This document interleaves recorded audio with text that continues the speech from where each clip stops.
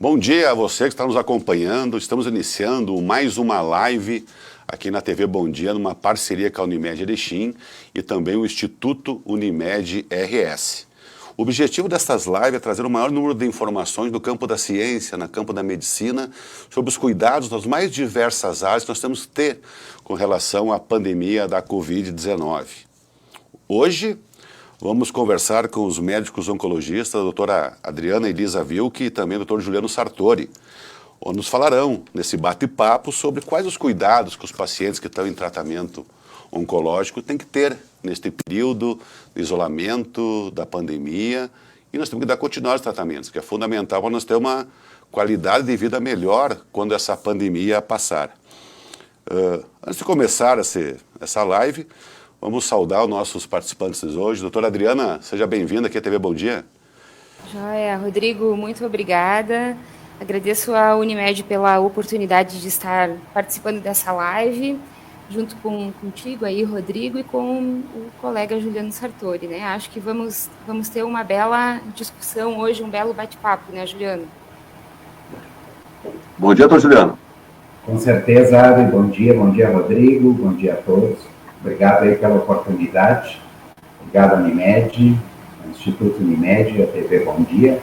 Eu acho que é uma oportunidade bem bacana para a gente esclarecer muitas dúvidas, trocar ideias, enfim, sobre um tema extremamente relevante, né, que estamos vivendo e estamos fazendo essa correlação entre a doença e o câncer. Vamos agora fazer uma apresentação desses nossos dois convidados. A médica oncologista Adriana Wilke, eu vou ter que ler, né, porque é muito extenso os currículos, né, eu peço a licença para os nossos espectadores. A doutora Adriana Wilke formou-se em Medicina pela Universidade Federal de Pelotas. Fez residência médica em Oncologia Clínica no Hospital Universitário de Santa Maria. É membro da Sociedade Brasileira de Oncologia Clínica e da Sociedade Europeia de Oncologia. Atua em Erechim desde dezembro de 2001, na área de Oncologia Clínica, no Hospital de Caridade, no Santa Terezinha e na Clínica de Oncologia Oncos, e é professora da Faculdade de Medicina na Unicampus Erechim. Não sei como tem tempo para tudo, viu, doutora? Agora vamos lá, o doutor Juliano.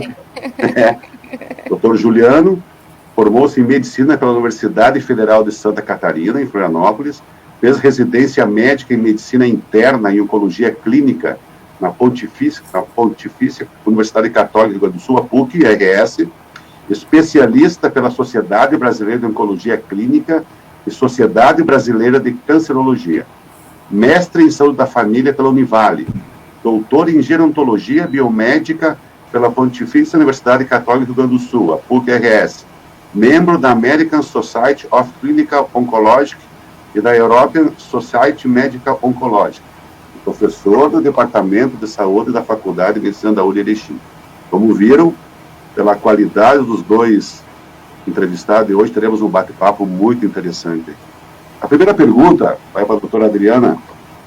As pessoas que convivem com pacientes oncológicos, familiares e amigos, devem ter cuidado especial para evitar o contágio da Covid-19? Bom, Rodrigo, nós todos sabemos que a Covid-19 tem uma velocidade de contágio muito alta, né? E as informações que nós temos para as pessoas que convivem com pacientes oncológicos são basicamente as mesmas do que a população geral, né? Essas medidas de prevenção que estão sendo amplamente divulgadas na imprensa, nos consultórios médicos desde o início da pandemia, elas são extremamente efetivas e eficazes no sentido de reduzir contágio, de achatar aquela famosa curva, né? E com isso melhorar o desempenho do atendimento para os pacientes que realmente precisam, né? Então acho que vale a pena a gente relembrar, né? Eu acho que relembrar é sempre bom nesse caso, né? Grande primeira medida, assim, o distanciamento social. Então, na medida do possível, ficar em casa, sair o menos possível, né? Se o familiar precisar sair de casa, ter todo o cuidado ao voltar para casa, retirar os calçados antes de entrar em casa, lavar bem as mãos, isso sempre, né? De preferência trocar de roupa ou tomar um banho. E mesmo dentro de casa, tentar manter um certo distanciamento do paciente que está em tratamento oncológico.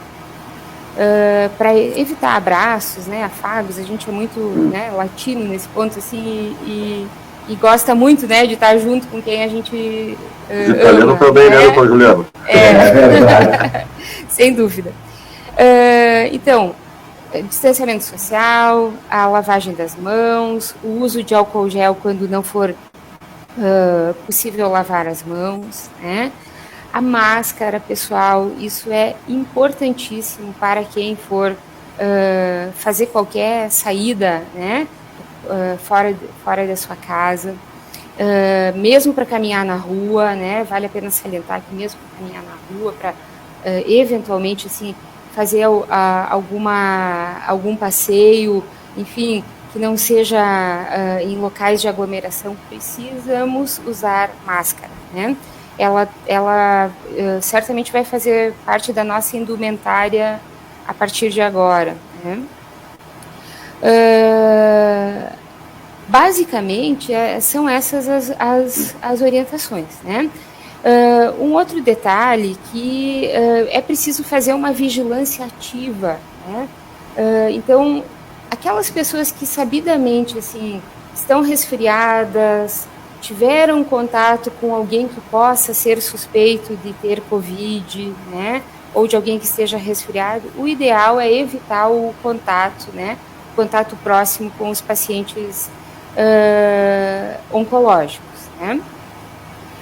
A higiene dentro de casa também é um outro fator muito importante, né? Então, higienizar alimentos, higienizar superfícies, seja com água e sabão, água sanitária, ou até mesmo álcool 70%. Tá? Eventualmente, se o cuidador for suspeito para Covid, né? Porque a gente sabe que muitas pessoas assim continuam trabalhando, né? Precisam defender lá o salário mensal para sustento da família, né? E é impossível fazer esse distanciamento tão regrado.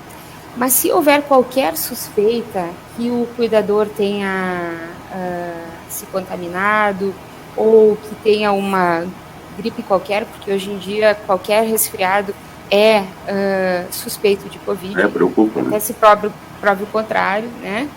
Então, estamos entrando aí numa fase, né, Rodrigo, que os resfriados vão aumentar muito, a gripe comum também vai aumentar, então nós precisamos ter essas precauções até para poder fazer melhor o discernimento de uma patologia e outra. Mas então, na suspeita de um quadro gripal, de um quadro de resfriado do cuidador, o ideal é que ele se afaste, né? Então, que o cuidador fique em outro domicílio, em outra residência, pelo tempo recomendado pelo médico, né? Ou, na impossibilidade disso, que o paciente procure, né, fique na casa de outro filho, por exemplo, né? Se o filho principal ali, o principal cuidador, esteja adoentado, e não havendo essa possibilidade, que se mantenha o distanciamento interno, né, dentro de casa.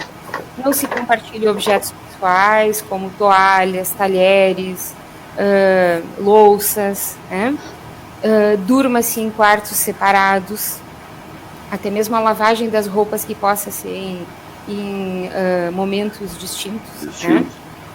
Então, basicamente é isso, né? Requer um pouquinho mais de cuidado, porque a gente está lidando com um paciente que tem, nós vamos falar isso no decorrer da nossa conversa, que tem vários critérios, né, de risco para contrair a Covid-19, né? Então, o cuidado tem que ser um pouquinho mais minucioso, né? Mas não que isso não valha para a população geral, Rodrigo, né? Vale para todos. Mas isso é importante porque a gente acaba, se Deus quiser, sempre tira proveito de algumas situações como essa. Eu acredito que a cultura do uso de máscara e outros cuidados futuramente nós vamos ter menos doenças, outros tipos de doenças, nós criar esse hábito no nosso cotidiano. Eu acho que sempre tem um proveito que a gente tira desses momentos de dificuldade, né? Eu acredito que futuramente, quando passar a pandemia, quando vier a vacina, nós conseguiremos sair bem melhor dessa, viu, doutor? Sem dúvida. Também acredito nisso. Né? Doutor Juliano, e os pacientes oncológicos em tratamento, que têm consultas médicas marcadas, ou sessões de quimioterapia, devem suspendê-las, adiá-las? Como proceder nesse momento?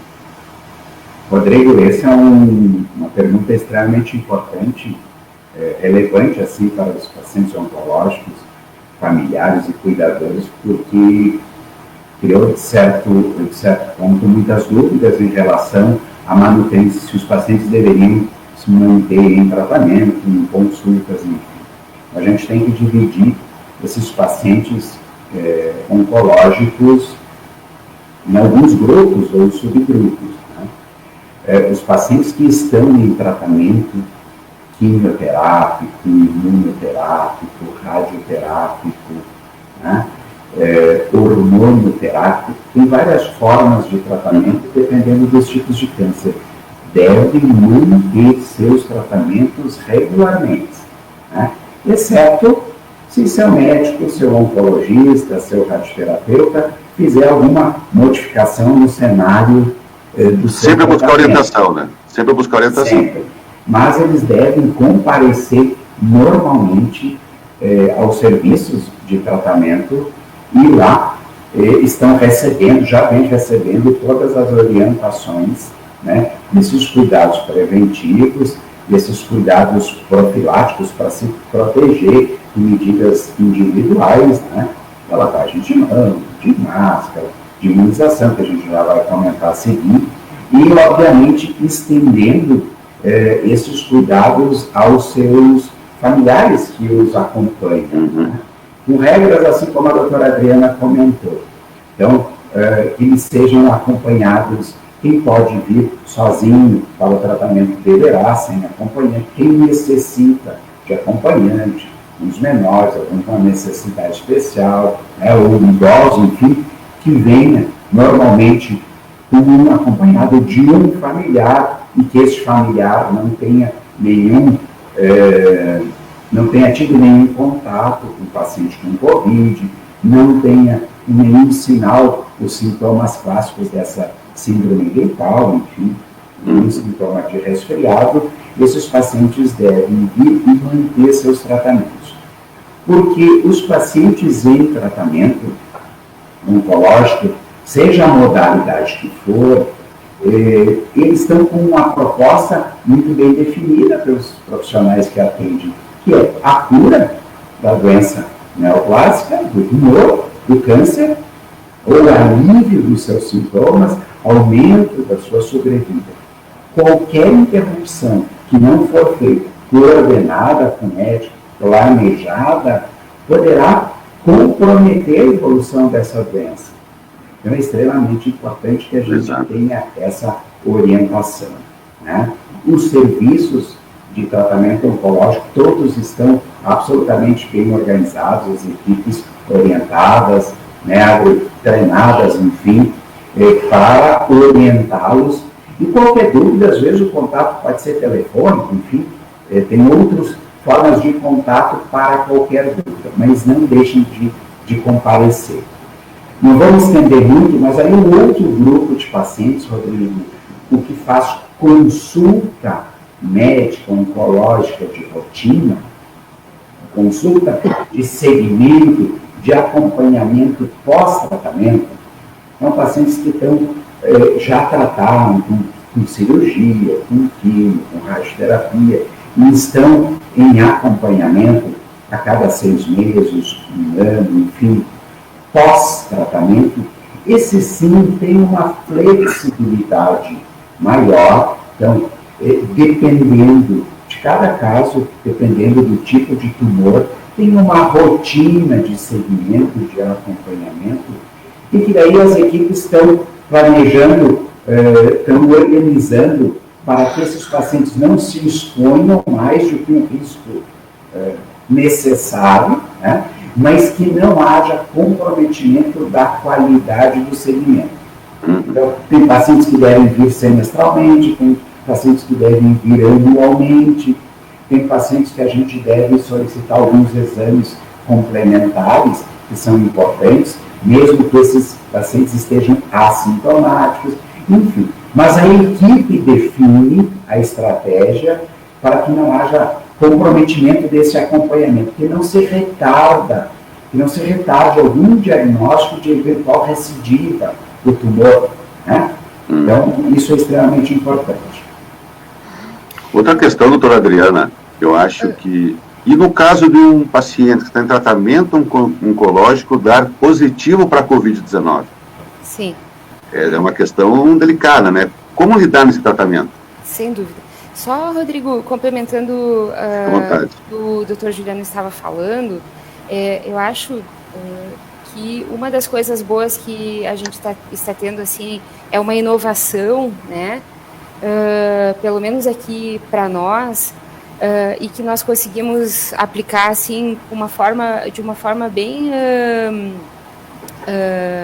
prazerosa e até com sucesso, é a questão da telemedicina, né? Muitos, né, Juliano?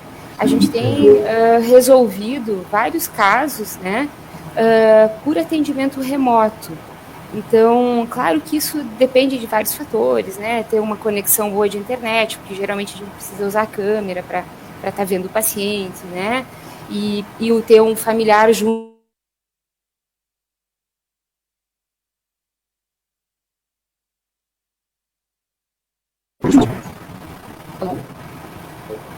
Não, só deu uma queda, mas já voltou, né? Pode continuar, doutora. Não, mas eu acho que a telemedicina a implementação da telemedicina é uma das coisas muito boas nessa situação de pandemia, né? Então, e aí a gente também não perde o acompanhamento do paciente, ou eventualmente o paciente que não possa vir porque mora longe. Tu tem a ficha dele, o diagnóstico, o prontuário, tu consegue, né? É marcado um horário, né, no consultório, o médico está no consultório e tal. É bem interessante. Mas assim, Rodrigo, com relação aos pacientes oncológicos que têm o diagnóstico de Covid-19, que isso pode acontecer, né? A abordagem, ela precisa ser o mais precoce possível, né? Então, os pacientes já estão orientados sobre... Os pacientes que estão em tratamento, eles estão orientados sobre os sintomas, que isso a gente faz no consultório médico, com a equipe multiprofissional que atende o paciente. A gente orienta que ele deve comunicar imediatamente o serviço ao qual ele pertence, né? E conforme a gravidade dos sintomas, se dirigir aos serviços. Aqui em Erechim a gente tem tanto na UPA, quanto no Hospital Santa Terezinha, quanto no Hospital de Caridade, um pessoal treinado para atendimento de todos os pacientes com suspeita de Covid-19, né? Inclusive os pacientes oncológicos. E chegando nesse setor, ele será triado, né, avaliado conforme a necessidade de exames complementares, né, necessidade de internação ou eventualmente de tratamento domiciliar, nos casos brandos, né. E as decisões com relação ao tratamento, né, específico, a gente tem que particularizar os pacientes, né. Se é um paciente pós-quimioterapia que possa estar com as defesas baixas, a gente precisa orientar o uso de determinadas medicações.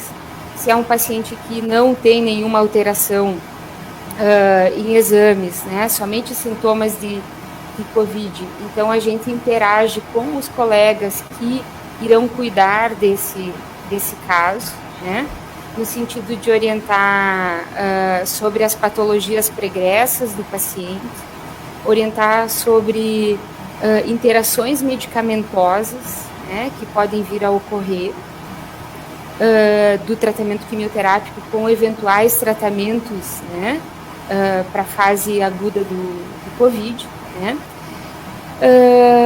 E a gente vai acompanhando os pacientes remotamente, né? Eu, pelo menos, não tenho acompanhado a unidade, não tenho estado presente diretamente na unidade de internação COVID por determinação das instituições, né?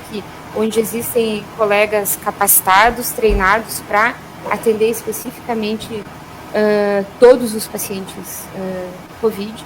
Mas eu interajo muito, né, diariamente com esses colegas quando algum paciente do qual eu presto atendimento está nessa situação, né? E remotamente também interajo com os pacientes, né, no sentido de dar segurança, de dar suporte nesse momento, né, suporte psicológico, né, até mesmo eventualmente, de que ele está sendo bem atendido e que as condutas estão sendo tomadas em conjunto. Acho que um fator assim muito importante da gente salientar, que isso vale não só para os pacientes com câncer, mas para todos, é de evitar a automedicação. Né? Então, mas fulano falou que tais vitaminas são boas, que eu posso tomar. Nessa questão da automedicação, a gente pode ter uma série de interações medicamentosas que vão gerar efeitos indesejados, né? E nós podemos também postergar o tratamento, né? Porque o paciente vai tomar, vai ver se melhora, nisso passa um dia, passa 2 dias, né? E os sintomas podem vir a piorar no decorrer dessa espera, né? Então, a gente também posterga o atendimento precoce, que ele é fundamental nesse caso. Tá? Juliano, não sei se tu costumas fazer mais alguma observação, né? Da mesma forma, eu acho que é fundamental que a gente tenha essa informação. Nós temos feito alguns diagnósticos, assim, alguns pacientes que nos procuraram com algum sintomas gripais, a gente deu os devidos encaminhamentos para os serviços que estão organizados. E aqui em Erechim, os 2 hospitais, e em coordenação também com as unidades de saúde, se organizaram muito bem. Né? Tanto o Hospital Santa Terezinha, Rodrigo, quanto o Hospital de Caridade, estão absolutamente muito bem estruturados. Nós estamos acompanhando realmente desde o início da pandemia. A organização administrativa, de gestão, da equipe médica, os protocolos de tratamento, tá? Têm sido baseados nas melhores evidências. Né? E até a UPA, né? A UPA ficou um centro de triagem específico para a Covid, então tirou dali os outros, ficou bem interessante mesmo. Absolutamente sem demagogia, sem outras interferências que não sejam as absolutamente técnicas. Então, todos os profissionais que tratam pacientes com alguma doença crônica de maior risco para o contágio, para a infecção da Covid-19, e dentre eles está as patologias que eu e a Adriana tratamos, o câncer, as doenças cardiovasculares, as doenças pneumológicas, o diabetes, a obesidade. Então, todo esse grupo de profissionais que atua tratando esses pacientes se sente seguro de encaminhar esses pacientes para essas unidades que estão preparadas com equipe de enfermagem, com equipe de apoio, com psicologia e com uma equipe médica absolutamente treinada e capacitada para isso. Nós participamos, assim conforme a Adriana colocou, nas orientações relativas, às vezes, à interrupção do tratamento oncológico, no suporte para aumentar a imunidade naqueles pacientes que têm os glóbulos brancos, os leucócitos diminuídos em função do tratamento, né? Às vezes discutindo a escolha de alguns medicamentos, se há alguma infecção bacteriana secundária, além da infecção pelo vírus, então tomando as medidas mais apropriadas e mais adequadas. Mas a gente precisa, né, Adriana, enfatizar que os nossos hospitais, a estruturação dos serviços Como a pandemia aqui chegou um pouquinho mais tarde, a gente teve muito aprendizado da China, da Europa, dos Estados Unidos e de outras regiões aqui no Brasil, a gente conseguiu se preparar muito bem. E isso, Rodrigo, está fazendo a diferença no controle da doença dos pacientes infectados. A gente está muito feliz, haja vista o número de mortes, assim, ser baixo, né, relativo ao outro. É evidente que a gente gostaria de não ter nenhuma morte, mas, né, enfim, o número está relativamente baixo e assim a gente pretende seguir. Sem dúvida, a estratégia montada aqui na cidade foi exemplar, né? Então, podemos confiar, podemos referenciar os nossos pacientes, né? E discutir a interação né, nossa, como oncologistas, enfim, dos colegas de outras especialidades, com os colegas assistentes da área COVID, ela é fundamental, né? É fundamental para a segurança profissional e, especialmente, né, para o paciente ter o melhor resultado no tratamento dessa intercorrência. Daí lá na ponta a gente consegue os bons números que nós temos hoje. Não adianta, se não faz bem na entrada, o problema é a saída, né? Eu sempre digo, não tem outra maneira. Doutor Juliano, existe algum tipo específico de câncer que oferece ao paciente mais risco de contrair a Covid-19? Sim, Rodrigo, existe porque o câncer em si, ele tem diversos tipos, diversas apresentações, diversas características patológicas, imunológicas. E, em tese, nem todo paciente portador de câncer será um imunossuprimido com alto risco para a Covid. Tem grupos específicos com mais risco do que outros. Então, por exemplo, os pacientes portadores de neoplasias que a gente chama hematológicas, os linfomas, as leucemias, os mielomas, são pacientes que normalmente têm seu sistema imunológico mais comprometido. Eles têm mais dificuldade de fazer defesa contra micro-organismos, entre eles o coronavírus.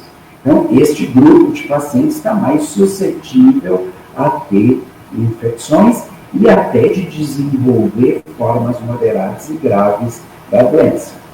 Outro grupo de pacientes são os que se submeteram a transplantes. Eventualmente, tem grupo de pacientes que se submeteram a transplantes de medula óssea, que também caracterizam um grupo mais vulnerável, de maior risco. Outro grupo de pacientes são aqueles que estão efetivamente em tratamento quimioterápico, seja por câncer de mama, seja por câncer de intestino, seja por câncer de estômago, seja por outros tipos de câncer de pulmão, enfim. Esses pacientes, em função do tratamento químico, eventualmente associado com alguma imunoterapia, eles estão mais vulneráveis, justamente porque um dos efeitos colaterais destes tratamentos é diminuir, reduzir o número de, vou simplificar, de glóbulos brancos, que é uma das células, uma das cortezas, uma das células fundamentais do nosso sistema de defesa, sistema imune. Então, estes pacientes, em tese, são os mais vulneráveis e suscetíveis. E, além disso, muitos pacientes com câncer têm outras doenças, outras comorbidades. Podem ser hipertensos, podem ser cardiopatas, podem ser diabéticos, podem ser obesos, podem ser fumantes que têm doença bronquite crônica, enfim. É um cenário de outras comorbidades que elas por si só o tornam o paciente mais vulnerável, e não só o câncer em si ou o seu tratamento. Então, isso a gente tem essa clareza, as equipes têm, né, Adriana? E obviamente que eles são orientados e são submetidos a uma vigilância maior. Esses são pacientes que requerem o nosso cuidado extremo. Obviamente que outros pacientes, só para não criar nenhuma fobia, nenhum pânico, outros pacientes que estão, por exemplo, pacientes com tumores de mama em tratamento hormonoterápicos, pacientes com tumores de próstata em tratamento hormonoterápico, esses, em tese, têm um risco menor, óbvio, tem um risco, uma vulnerabilidade por serem já portadores de câncer. Mas, em tese, seu sistema imunológico pode estar imunocompetente. E eles têm um risco, às vezes, igual ao da população ou de outras situações. Então, para não criar nenhuma fobia, assim, nenhum exagero. Isso também eu acho que é bem importante, é bem relevante. Vamos ver aqui as pessoas que estão participando conosco, aqui, ó, dezenas nos acompanhando, aqui, ó. Diana Rogalski, Marilise Franzen diz: o paciente que passou pela idioterapia há menos de um ano é considerado grupo de risco? Depois nós vamos entrar nessa pergunta, doutora, que eu tenho aqui, a questão dos pacientes que fizeram tratamento. A Mareci, bom dia, doutora Adriana, estou presente, a Mareci Bresolim. Camila diz, parabéns, equipe do Jornal Bom Dia, pela ótima live, muito informativa. Doutora Adriana e doutor Juliano são ótimos, elogio para os entrevistados aqui. Doutora Adriana, essa pergunta que veio aqui para nós diz assim, ó, o paciente que já tenha passado um tratamento oncológico é considerado grupo de risco? O doutor falou bastante aqui agora, né, com relação às várias, mas só para complementar, né? Então, questões complementares, né? O que a gente sabe sobre os grupos de risco do coronavírus, né? São aqueles portadores de doenças crônicas, como o Dr. Juliano citou, né? Pacientes com insuficiência renal, diabetes, câncer, doenças neurológicas, doenças cardíacas, né? Pacientes acima de 60 anos, na grande maioria das séries. Algumas séries já dizem que pacientes acima dos 50 anos já são do grupo de risco, né? Estamos em 3 nessa live, eu posso dizer que tem uma pessoa que não está nesse grupo de risco. Eu fiz semana passada, estou nos 5 décadas cravada. Eu estou sabendo. Enfim, só para descontrair um pouquinho. Certo. Né? Pacientes tabagistas, né? Pacientes obesos. Então, na verdade, o grupo de risco ele é multifatorial, né? Ele depende, na grande maioria dos casos, a coexistência de vários fatores relativos concernentes à saúde do paciente. E essas questões são grupo de risco para outras doenças também, obeso, fumante. Sem dúvida. Para outros também, não apenas para a Covid, né?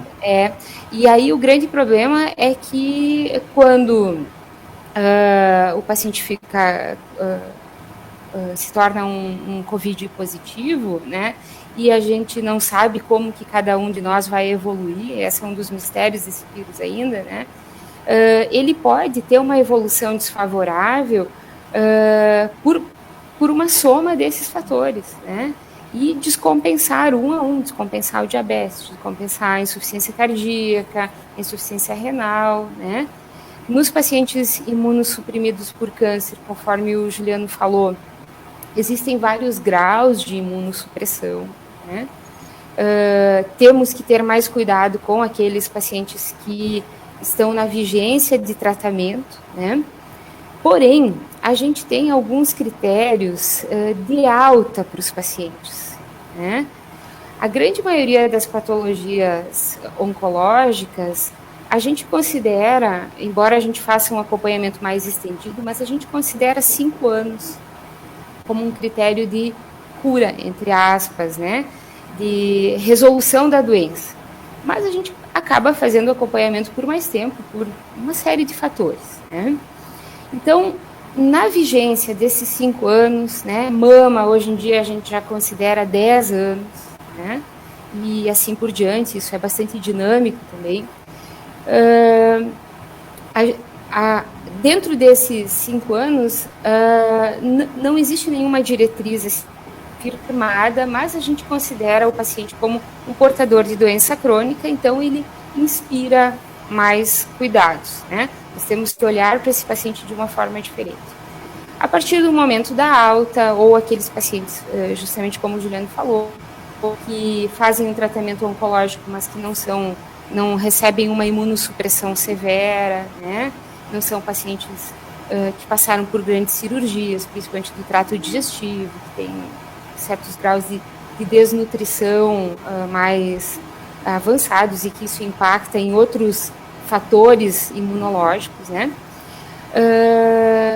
Dentro desses 5 anos, então, são portadores de doenças crônicas e fora dos 5 anos já cai para o risco comum, né? Como isso tudo, nós estamos aprendendo muito, Rodrigo, né, com a Covid-19, e nós não temos parâmetros, a gente gosta muito, né, na oncologia de ter os parâmetros, assim, né, de encaixar os pacientes em tal fase, em tal estádio, né, para tal estadiamento a gente faz tem tais e tais condutas e tal. Ainda na Covid nós não temos isso, né, nem para os fatores de risco e nem para a graduação dos riscos, né. Primeiro vamos descobrir a vacina, depois nós vamos... Isso, depois a gente vai examinar melhor. Então, assim, para resumir, eu acho que, como diz o ditado, prudência e canja de galinha nunca fez mal a ninguém, né? Especialmente agora nessa pandemia e nesse período que nós estamos entrando aí de inverno, né? Então, muita prudência. Tá? Doutora, Juliano, a vacina para gripe, a quadrivalente, ou a pneumococo, né? Ela pode amenizar as complicações da Covid-19 para quem tem câncer de pulmão. A gente sabe que a Covid, ela atinge muito os pulmões. Eu tive até um amigo meu lá no Maranhão, aqui de Erechim, que estava com problema sério, saiu até essa semana, estava com 100% dos pulmões tomados, botaram 100% do respirador nele para ele poder voltar. Graças a Deus conseguiu. Qual é essa relação para quem tem câncer de pulmão? Rodrigo, realmente a Covid-19, essa doença, tem, na sua forma grave, tem um tropismo por acometimento do pulmão e desenvolver um grau de hipoxemia, de diminuição da oxigenação, com grave insuficiência respiratória. Então, a característica desse vírus é de que, na sua forma grave, um dos órgãos envolvidos é o pulmão. Tem outros órgãos, Sim. Sistema nervoso, rins, medula óssea, sistema hematológico, sistema de coagulação. Mas, um dos pontos críticos e que nos parece que a maioria das apresentações graves se inicia com um comprometimento de hipoxemia no pulmão. Bom, dito isso, o paciente, tendo os pacientes portadores de câncer, todos eles, independente do pulmão, devem se proteger, podem fazer proteções adicionais. E a imunização, a vacina da gripe é uma coisa, a vacina contra a bactéria, o pneumococo é outra. Nós precisamos diferenciar.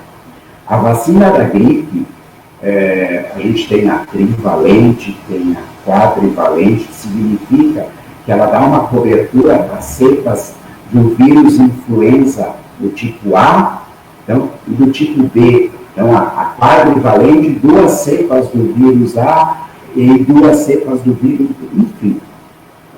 Isso é extremamente importante porque daria uma proteção.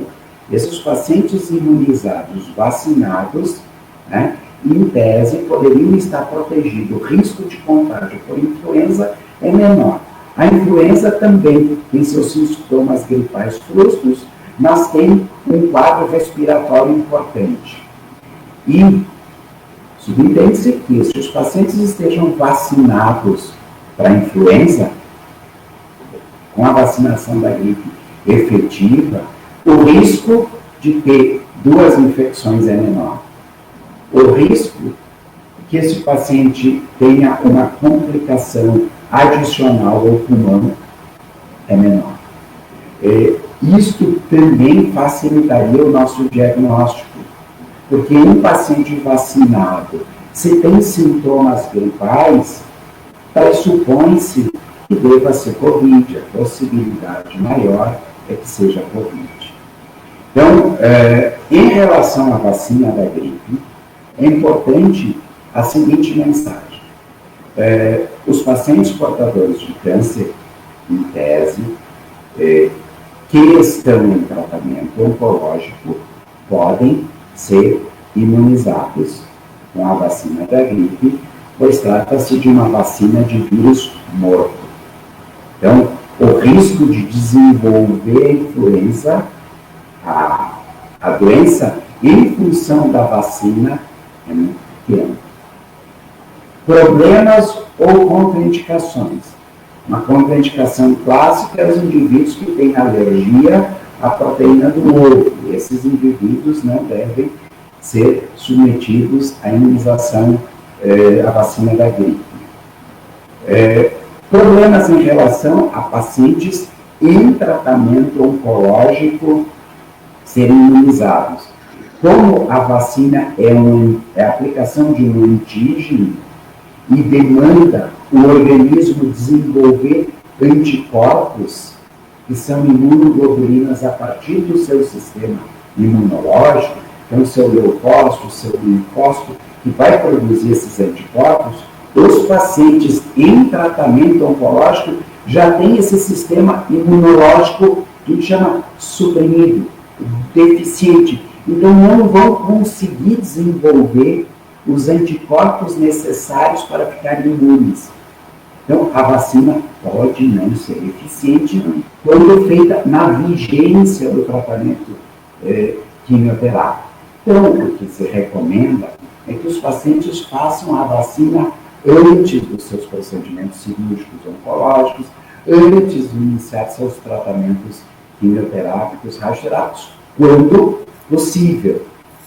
E, obviamente, que tem alguns tratamentos específicos, como as imunoterapias, que tem uma outra relação com vacina e que tem algumas situações que a gente não recomenda fazer a vacina, mas caso a caso, individualizado, tem que se discutir com a sua equipe.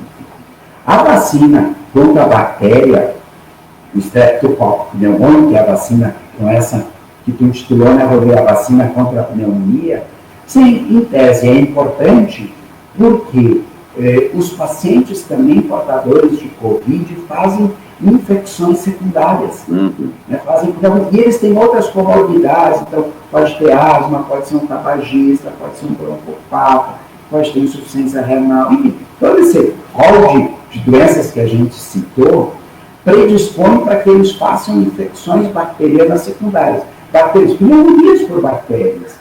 E durante o seu tratamento da Covid necessitam realizar antibiótico terapia para essas bactérias, né, para essa infecção respiratória, sinusite, infecção do trato respiratório. Os pacientes que estão vacinados, em tese, teoricamente, estão protegidos, poderiam evitar essa infecção secundária ou ter uma evolução mais branda da sua doença. Então, é importante a vacinação, é extremamente relevante, está recomendada e situações caso a caso devem ser individualizadas e discutir com o seu médico, com a sua equipe médica, Rodrigo. Acho que essa é importante que esse recadinho. Doutora Adriana, a senhora antes falou um pouquinho do câncer de mama, vamos entrar especificamente nesse tipo de câncer, né? Se uma pessoa está em tratamento do câncer e tem realizado recentemente uma cirurgia, essa pessoa deve se preocupar? Quais as principais recomendações para quem está pós-operatório e não muito tardio? Do câncer de mama, né, Rodrigo? Isso. Sim. Bom, Rodrigo, sim, o diagnóstico do câncer de mama, ele é sempre um marco, assim, na vida de uma mulher, né, ou eventualmente 1% dos tumores de mama podem ocorrer no sexo masculino também, né? Mas especificamente para as mulheres ele representa muito, assim, é um marco na vida da pessoa, né? tem várias questões assim concernentes à questão de identificação corporal, a questão da sexualidade, do medo da morte, né? Tudo isso flutua na cabeça da paciente, né? E os cuidados que nós temos que ter agora, talvez assim, além de um suporte, né, trabalhar numa equipe multiprofissional com um suporte psicológico para já dar apoio nesse sentido quando há o diagnóstico do tumor do mama, é a gente tentar fazer, aprimorar mais, assim, esgotar todas as possibilidades, assim, de personalizar, melhor dizendo, o tratamento dessa paciente. O tumor de mama, ele pode ser curado, se diagnosticado precocemente, em cerca de 90-95% dos casos, né? É um dos tumores, assim, que a gente teve recentemente, assim, o surgimento de drogas muito promissoras que mudaram as curvas de tratamento e de acompanhamento dessas pacientes drasticamente, mudaram para melhor, né? Então, refinando o diagnóstico do tumor de mama, para a gente poder tratar bem essa paciente em tempos de pandemia, a gente vai poder escolher depois de uma cirurgia, né? Se a gente vai começar e tomarmos essa decisão em conjunto, né? Em conjunto com a equipe multiprofissional, mastologista, cirurgião oncológico, radioterapeuta, oncologista, o restante da equipe multidisciplinar, né? Mas a gente vai poder escolher se o melhor momento, né? E vamos avaliar como que está lá a ocupação hospitalar, né? Se o melhor momento é a paciente receber agora uma quimioterapia antes da cirurgia, se ela fazer a cirurgia em tendo uma ocupação hospitalar tranquila e não impactando, né, não sobrecarregando o sistema no pós-operatório, e depois fazer quimioterapia. Se essa quimioterapia pode ser postergada e a paciente receber um curso de hormonioterapia para fazer a quimioterapia, que é talvez um pouco mais imunossupressora, que vai baixar um pouquinho mais as defesas depois que nós passarmos o pico do coronavírus, né? O mesmo vale para a indicação da radioterapia. Então, a discussão, ela é entre os profissionais da equipe que estão atendendo, que estão assistindo essa paciente, no sentido de otimizar o tratamento, né, e escolher o que expõe a paciente ao menor risco frente ao coronavírus, né, e compartilhar essas decisões e todo esse percurso com a paciente. Então, essa é uma chave importantíssima do tratamento também, tanto para a adesão ao tratamento quanto para o sucesso do mesmo, né? Mas, assim, particularmente é um dos tumores, assim, que a gente tem muito a oferecer e que a gente pode inovar, né? Agora, né, estamos teoricamente assim autorizados até pela Sociedade Brasileira de Oncologia Clínica, pelas sociedades internacionais, a colocar na balança o que é melhor para a paciente nesse momento, né? Certamente as medidas de cuidados, né, de profilaxia, para essa paciente, assim, elas são reforçadas, são redobradas. Geralmente são pacientes que se cuidam muito, né? Então a gente tem essa vantagem nos pacientes oncológicos, que às vezes eles são pacientes que são um pouquinho mais disciplinados, talvez, do que alguns outros que são um pouco mais rebeldes. Essa não é uma regra, né? Mas os pacientes ouvem muito as recomendações que o médico dá, as recomendações que a equipe dá e seguem a risco. Doutor Juliano, eu acho que uma questão, a gente sabe que a baixa imunidade traz muitos problemas, né? E pacientes que têm tratamento de câncer, e para cuidar da imunidade e para evitar que venha a contrair a Covid, quais são os cuidados que devemos tomar? Essa é uma pergunta extremamente importante, né? Primeiro, em relação à imunidade em geral das pessoas, às vezes é um pouquinho fantasioso. O que a gente pode fazer, Rodrigo, para nos manter com o sistema imunológico o mais íntegro possível? Né? O que a gente deve fazer? Né? A gente não tem uma resposta que se busca no medicamento. A resposta a essa pergunta são nas atitudes diárias que a gente deve ter, que são uma alimentação equilibrada e saudável, evitar o uso de alimentos e produtos industrializados, né? Sono, período de sono, cuidar do seu período de sono que seja adequado e, dentro do possível, a prática de atividade física. Eu sei que, diante da pandemia, da necessidade do distanciamento social, do isolamento, da ideia de quem puder fazer seus trabalhos em casa, mas a gente tem formas interessantes de fazer atividade física, inclusive em casa. Essas são as medidas básicas para se manter um sistema imunológico íntegro, capaz, em todas as pessoas que não tenham nenhuma comorbidade. E isso também é importante para os pacientes com câncer ou outras doenças. Bom, além disso, corrigir distúrbios elementares, como anemia. Então, o paciente que tem anemia deve corrigir. O paciente que tem alguma hipovitaminose, então, sabidamente tem alguma deficiência das vitaminas ou de algum outro elemento nutriente, este sim deve fazer reposição.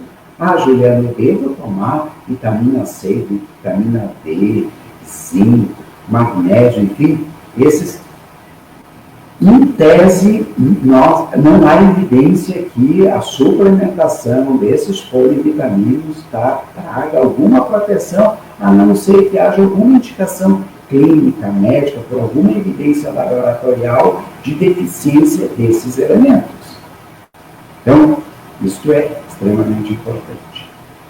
Terceiro fator, os pacientes portadores de câncer que estão em tratamento oncológico, quimioterápico, imunoterápico, nós temos medicamentos que auxiliam para aumentar a imunidade, o número de glóbulos brancos. E normalmente, após uma sessão de quimioterapia, dependendo das medicações utilizadas, dependendo do protocolo de quimioterapia, num período variável de 5 a 10 dias, a imunidade pode ter um declínio. A gente chama de leucopenia, ou neutropenia, diminuição dos glóbulos brancos. Então, para minimizar, evitar esta ocorrência e que predispõe esses indivíduos a infecções bacterianas e, dentre elas, as infecções virais, e dentre elas a do coronavírus, a gente utiliza, logo após a quimioterapia, ou em conjunto, às vezes, de imediato ao término da quimioterapia, medicações que aumentam a produção pela medula óssea de glóbulos brancos de defesa. Isso são estratégias já usadas no passado, mas que agora a gente está aplicando muito mais em função da pandemia. Lógico que dependendo do protocolo de quimioterapia, caso a caso, nas suas indicações, mas melhora muito, evita, ajuda a diminuir o risco de queda da imunidade. Doutora Adriana, a procura pelo atendimento médico, principalmente, o rastreamento oncológico, né, as biópsias, baixou nesse período ou como é que está? Olha, Rodrigo, isso é uma preocupação atualmente no meio médico, assim, e tem reflexo extremamente, assim, talvez negativo na oncologia, tá? A gente sabe, falando assim em números absolutos até, né, que houve uma redução muito grande de diagnósticos né? Em todas as regiões do Brasil, nesse período onde se instaurou essa quarentena que nós estamos vivendo do coronavírus, né? Para te ter uma ideia, tem números tabulados da cidade de Porto Alegre, que a gente pode ter uma base para o Rio Grande do Sul, onde houve uma redução de cerca de 80% das biópsias de próstata. Só deixa eu fazer um adendo aqui, porque essa semana saiu uma matéria no nosso jornal, o Dr. Cláudio Klock, né? Isso. E ele disse que em Erechim, em torno de 75%, pelo isso movimento daqui. Então, quase bate esses 80%, doutora. Desculpa, é só para fazer uma... Não, essa estatística ela se reproduz em outros locais, né? Então, tabulado 80% das biópsias de próstata, por exemplo, que é um tumor fácil de biopsiar, né? Teoricamente, assim, tecnicamente, né? 70% das mamografias de redução no período de março a maio, né? Então, temos em torno de 70% de redução de diagnósticos aqui em Erechim. No estado de São Paulo, a redução gira em torno dessas cifras também, né? O estado de São Paulo, no mesmo período do ano passado, de março a junho, fez cerca de 22 mil biópsias. E nesse ano fez apenas 6 mil. Né? Então, isso está gerando uma preocupação no sentido de que o tratamento oncológico,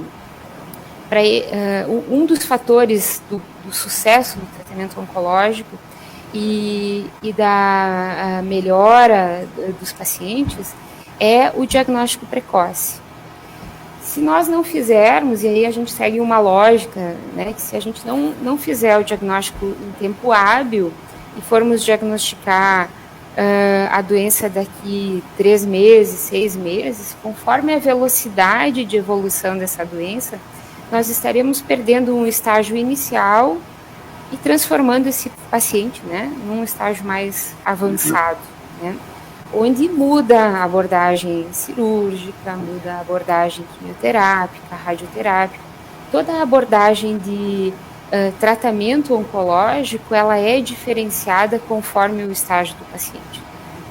Então, isso está nos gerando uma preocupação, porque teremos uma demanda reprimida que nós trataremos. Daqui a pouco lá na frente o cara procura ajuda médica, já está em estado muito avançado e pode ter uma redução da sua vida, né? Não adianta. Justamente, né? Isso tem um impacto frontal na sobrevida do paciente, né? Então, o que se orienta é que os pacientes sigam, né, dentro dessas restrições sanitárias que o coronavírus está impondo, né? Mas que, se eles têm um pedido de um exame de imagem, que eles agendem, né? Pode ser que não consigam o exame para essa semana, mas vai ser marcado para a semana seguinte, né? Que eles comuniquem o médico sobre o resultado desse exame, que agendem as biópsias conforme a demanda dos serviços, né? Mas que não parem, que não interrompam a investigação. Da mesma forma, sintomas que possam vir a surgir e que ser indicativos de uma neoplasia, sangramentos, né? Aquela dor que não passa, enfim, emagrecimento, isso também seja investigado, né? A gente tem a noção que a velocidade ela está reduzida desses procedimentos, mas eles não podem parar, né? É importante a gente manter andando as investigações e os tratamentos dos pacientes. Doutores, nós estamos quase 1 hora falando já, uma hora, como passa. Eu vou fazer uma leitura, algumas mensagens aqui dos nossos internautas, e depois eu vou fazer uma pergunta final para os dois, tá? Vamos lá, deixa eu ver aqui, que tem bastante coisa. Ó, tem bastante coisa aqui, né? Eu vou conseguir ler todos, aqui. Eu já li. Informação, Giovana Schallenberger. Informação com qualidade da população precisa desses momentos. Parabéns aos organizadores e aos profissionais médicos. Juliano San, parabéns pela reportagem. Doutor Juliano, além de excelente doutor e conhecedor da área oncológica, grande ser humano, cuidou com o esmero de meu pai. Equipe top de linha, ainda mais com um estudo. O estudioso doutor Alisson Castanha agora neste time. Abraço. Deixa eu ver aqui, ó. Aqui tem a Emi Bresolim dando um bom dia. Patrícia Pomiek-Zinski, ótimas informações. Maria Gasperim, parabéns, doutor Juliano, parabéns, doutora Adriana. Parabéns, Jornal Bom Dia, pelas ótimas informações, pelos excelentes profissionais entrevistados.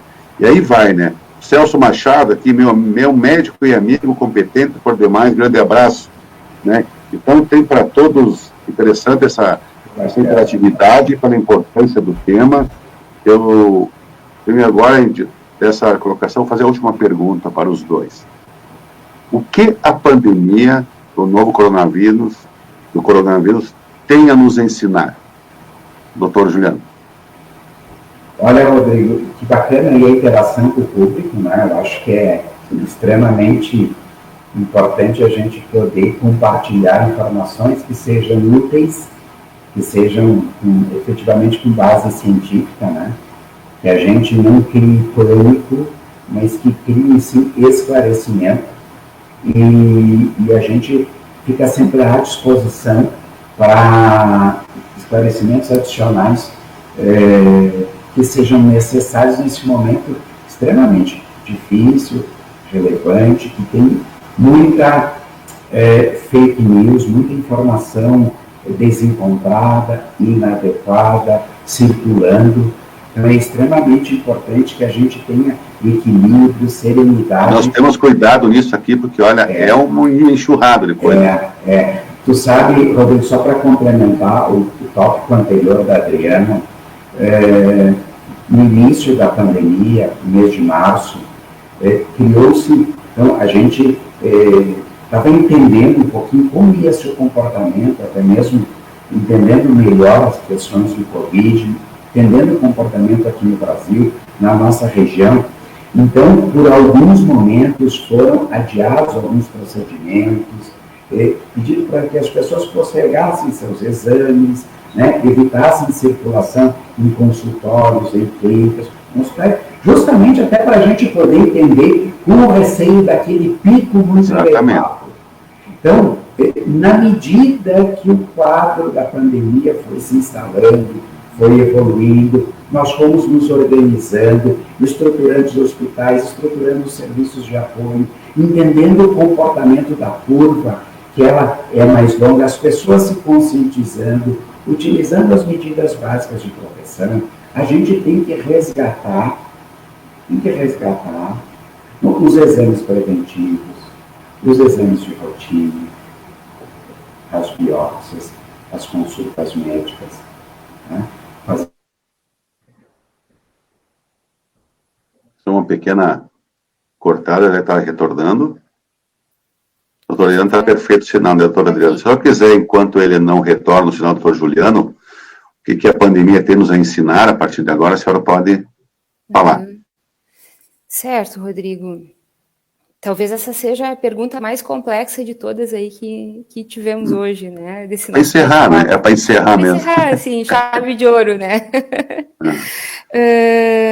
Mas, assim, ó, eu acho que nós estamos sendo testemunhas oculares da história em vários sentidos agora com essa pandemia, né? Especialmente aqui no Brasil, a gente está passando por uma situação sem precedente algum na nossa história recente, né? A gente sabe que esse é um vírus que se propaga muito rápido, que ele tem um efeito diferente em cada pessoa, que isso a gente ainda não tem conseguido tabular, né, especificar como cada um de nós vai reagir se eventualmente tiver contágio com esse, ser contagiado com esse vírus, né? E a gente está aprendendo diariamente sobre o coronavírus. Talvez esse seja o maior ensinamento, assim, né?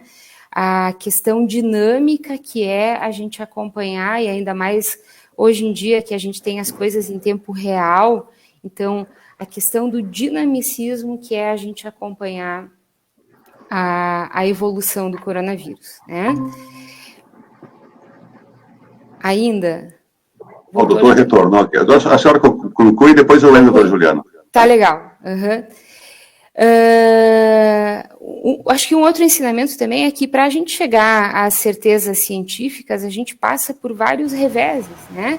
A gente passa por muitas dúvidas, muitos avanços, muitos retrocessos, né? Até chegar àquilo que a gente pode considerar como certo para aquele momento, que talvez num segundo momento seja já desconsiderado, né? E eu acho que a gente aprendeu muitas coisas, assim, do ponto de vista prático, que situações, né, atos muito simples como a lavagem das mãos, o uso de máscara, como tu falaste no início, né, vão nos proteger tanto do coronavírus quanto de várias outras doenças, né? Então, e esse autocuidado, assim, acho que ele veio num momento muito bom, né? E por fim, eu acho que acompanhando assim toda esse fervor científico, todos esses temores que nós temos assim com relação ao vírus, mas também a esperança que está vindo, né, desse fervor científico, né? Em breve já temos o anúncio pelo menos de 2 vacinas, né? Que em tempo recorde, assim, provavelmente vão estar no mercado, né? E isso denota, Rodrigo, assim, que a cooperação científica e a solidariedade, né, humana, eles são fatores importantíssimos para a gente vencer qualquer crise, né? Seja uma crise sanitária como essa, seja uma guerra, seja uma crise em qualquer outra instância que nós possamos passar, né? A mensagem final que eu queria deixar é de otimismo, porque eu acho que a gente vai sair dessa, vamos sair diferentes, mais fortalecidos, né? Espero que as pessoas revejam alguns fatores aí pessoais e que a gente consiga mudar humanamente para melhor, né? Obrigado, doutora Adriana. Imagina. Breve, doutor Juliano, já passamos do horário, assim, uma questão de o que nos ensinou essa pandemia? Olha, desculpa aí a queda, mas sem dúvida nos tornaremos muito mais reflexivos. Eu colocaria aqui a educação em saúde, é extremamente importante, e a valorização do autocuidado e das medidas preventivas, profiláticas, que aprendemos e compartilhamos com as pessoas, tornando as pessoas mais empoderadas sobre este assunto, vão fazer a diferença no futuro desta doença e de outras que certamente teremos que enfrentar. Concordo com a Adri, solidariedade e cooperação científica vai ser a chave do sucesso para a gente sair dessa pandemia. Bem rápido, então, Rodrigo, só para que eu vou ler do Camargo, 2 passagens bem importantes que tem muito a ver com o que a gente está vivendo.